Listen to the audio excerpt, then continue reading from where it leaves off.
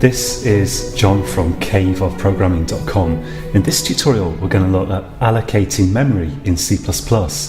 We've already seen in this course some ways of allocating small amounts of memory by declaring a variable or using the new operator to create an object, or let's say an integer or something. But we're going to look at this in this tutorial at how to allocate a whole load of memory all at once.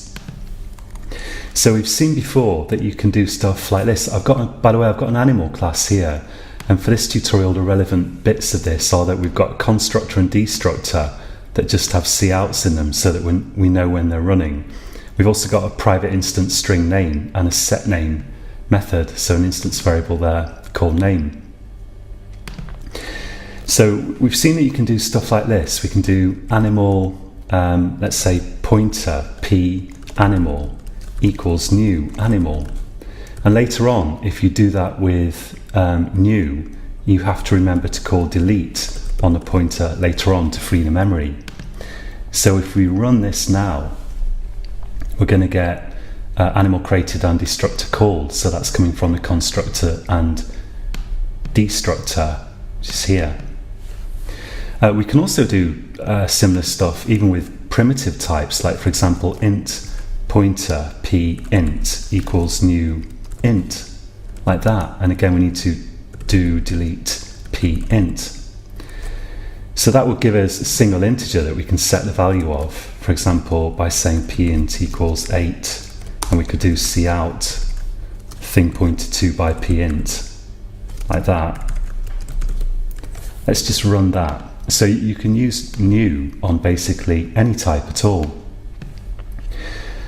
What we can also do though is we can also allocate entire arrays of primitive types or of objects. Let's take a look at objects first. So this is creating one animal, so it's allocating the memory for that animal object, and it's also actually instantiating an object. Like we could allocate enough memory for this animal object, but not actually put anything in that memory, not actually have an object in there.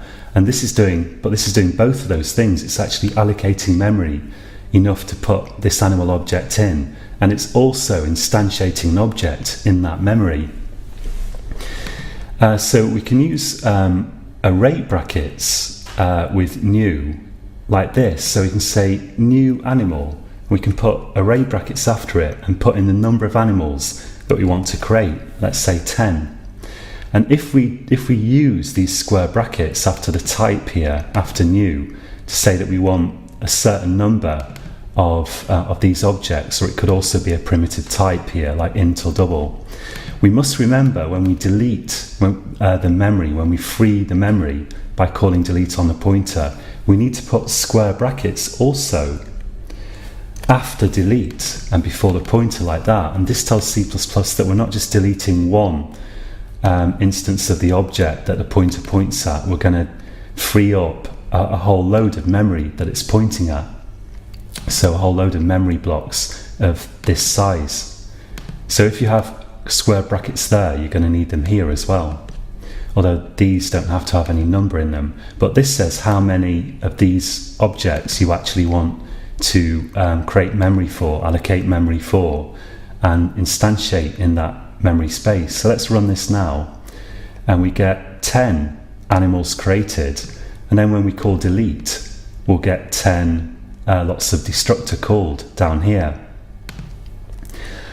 So we can also do this with primitive types, and it's particularly common to use char, because if we say char pointer p, let's say just p mem for memory, equals new char and then square brackets, because char is a single byte, we can allocate a specific number of bytes, let's say 1,000, and then we must remember of course to do delete on this as well, so delete p mem, like that. So this also works, and it allocates 1,000 bytes. And we can use this with any type, int, double, absolutely anything that we like. So if we actually do this with animal here, of course, then we could move this pointer around in that space to access different animals. And there are various ways of doing that. We could just use a for loop or something. We could do stuff like p animal, could use array syntax and say p animal 5. So that's actually the 6th animal in the sequence. We've got 10 starting at 0. P animal 5 dot speak, let's say. And that is a method that I created here that outputs the name of the animal. So we probably should set it as well. Let's do that. So let's say p animal 5 dot set name George. Let's check that that works. So this is just working with the 6th animal in the array, which is at index 5. And there we get, here we've got my name is George. So I'm going to leave it there for this tutorial, and I'm going to give you actually a little exercise to do. The exercise is to allocate, create a class, much like animal here, something similar to that has an instance variable of type string, and a set method that lets you set that string, and also some method that lets you output that instance variable as well. So create a class like that, call it person or animal or whatever you like, could be anything.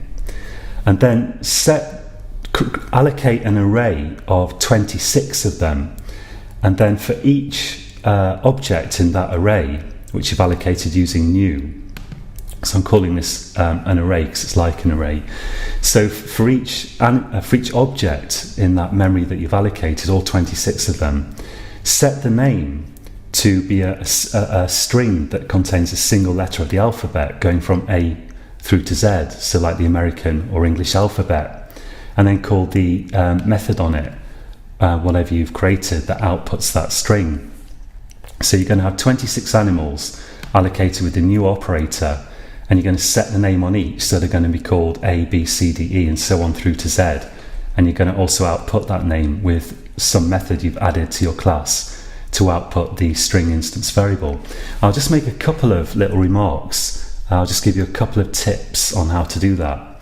One thing that I want to show you is that if you want to set a string to a single character, we can do it like this. We can say, here's our character, we'll just call it C, equals A, let's say. Then we can say string, let's call it name. And we can use a form of the constructor that accepts that character, but it's actually got a parameter before that. And the first parameter tells you how many of these characters to put in the string. So if we set this to 1, that's saying create a string that has 1 character in it, and that character will be A. If we put 10 there, the string would have 10 A's in it, one after the other. Let's just output that and check that it works. So let's save that and run it. And yeah, I actually meant to use this. Yeah, we've got the A there, but I actually meant to use this char that I declared there. Let's do that. So we can see we've got a string and it's got just the letter A in it. If we put like 5 in there, for example, we'd have a string that consisted of 5 A's. Let's run this, and there we've got our string with 5 A's in it.